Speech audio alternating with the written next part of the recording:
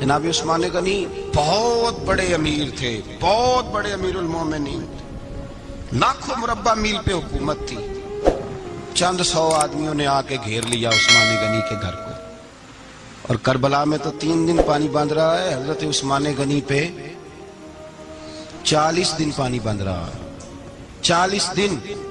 اور حضرت امام حسین کے خیموں کے گرد پہرا دینے کے لیے جناب عباس تھے۔ اور میں تاریخ کے سارے معتبر حوالے عرض کر سکتا ہوں کہ جب حضرت عثمان غنی کو خطرہ ہوا تو مولا علی شیر خدا نے امام حسن اور حسین کو تلواریں پکڑائیں اور فرمایا دروازے کے آگے کھڑے ہو جاؤ، کوئی بدبخت تمہارے خالو عثمان غنی کے دروازے تک جانے نہ پائے۔ اور اس دروازے سے پھر گیا بھی کوئی نہیں، اس لیے کہ وہاں حسنین کریمین کا پہرا تھا۔ جو گیا بے ایمان تو پیچھے سے چڑھ کر کے گیا۔ حضرت عثمان غنی لاکھوں مربع میل کا حکمران، یہاں جس کے پاس چند ووٹ ہوں وہ دندناتا پھرتا ہے، جس کے پاس 4 باڈی گارڈ ہوں اس کی بات وہ کرتا ہے تو ہوا میں۔ حضرت عثمان غنی کے پاس ہزاروں کی فوج ہے، چند 100 لوگوں نے آپ کے گھر کو گھیر لیا، شہید کرنا چاہتے ہیں۔ جناب عثمان غنی رضی اللہ تعالیٰ عنہ کے پاس حضرت علی رضی اللہ تعالیٰ عنہ، کئی اور لوگ گئے۔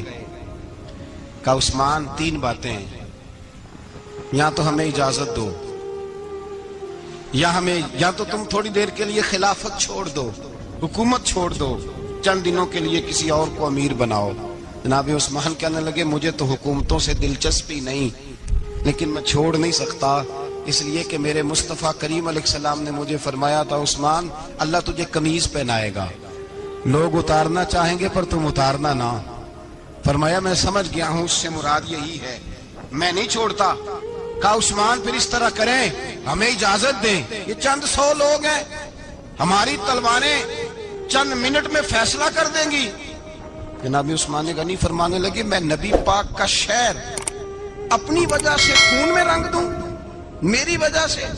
نبی پاک علیہ السلام نے فرمایا تھا ایک مینڈا ہوگا، بکرا، جس کی وجہ سے میرے مدینے کی گلیوں میں خون بہے گا، میں وہ بکرا نہیں بننا چاہتا۔ فرمایا میں نہیں چاہتا میری وجہ سے خون بہے اور حضور کے مدینے میں بدامنی ہو۔ عثمان کی جان جاتی ہے تو جائے، پر نبی پاک کے مدینے میں شور نہیں ہونا چاہیے۔ اے پائے نظر ہوش میں آ، یہ کوہ نبی ہے، آنکھوں سے بھی چلنا یہاں بے ادبی ہے۔ تو کہا عثمان پھر اس طرح کرو، کچھ دنوں کے لیے مکے چلے جاؤ۔ میری بات کی سمجھ آ رہی؟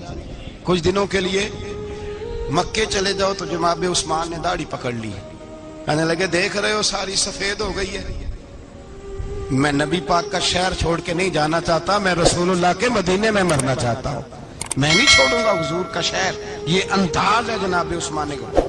بڑا ستایا گیا حضرت عثمان غنی کو، پراپوگنڈے کیے گئے، آپ کے خلاف مہم چلی، عبداللہ ابن سبا نے بڑی مہم جوئی کی آپ کے خلاف، یہودیوں نے مسلمانوں کا روپ دھار کر بڑا آپ کو ستایا، تکلیفیں دی۔ جی آپ اپنے رشتہ داروں کو بڑا دیتے ہیں، فرمایا کرتے تھے جیب سے دیتا ہوں، مال خزانہ سے نہیں دیتا۔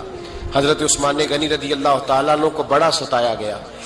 یہ وہ واحد ہستی ہے حضرت عثمان غنی، انہوں نے شہادت قبول کر لی لیکن تلوار نہیں چلنے دی، لوگوں کو ایک دوسرے کے گلے نہیں کاٹنے دی۔ وہ شخصیت ہے حضرت عثمان غنی کی، لیکن بڑا ستایا گیا، بڑا پراپوگنڈا۔ مجھے بتائیے اس کے بارے میں اللہ قرآن کی آیتیں نازل کر دے، اور جس کے بارے میں مصطفیٰ کریم ایک بار نہیں 3 بار جنت کی بشارت عطا کر دے، کوئی بندہ ہمیں تاریخ بتائے، حوالے دے، کہانیاں سنائے، تو ہم اس کی کہانیاں دیکھیں گے یا نبی پاک کا فرمان دیکھیں گے؟